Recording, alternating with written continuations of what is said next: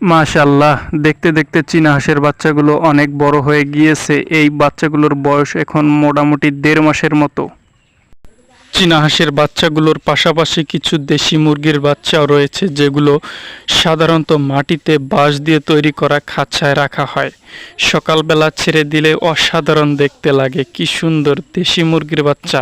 এইগুলো কিন্তু ভালো প্রাইজে সেল করা যায়। এই চীনা হাঁসটি হচ্ছে কুচে। এটি মূলত 1 মাস ধরে কুচে বসেছে। প্রচুর ক্ষুধার্ত, এই কারণে বাহিরে এসে খাচ্ছে, প্রচুর পরিমাণে খাচ্ছে। ঠিকমতো না খেলে এটি অসুস্থ হয়ে পড়বে, তাই কুচে বসানো হাঁসগুলোকে ঠিকভাবে খেতে দিতে হবে। এই এটি হচ্ছে তারই মা, দ্বিতীয়বারের মতো বাচ্চা নিয়ে বসেছে।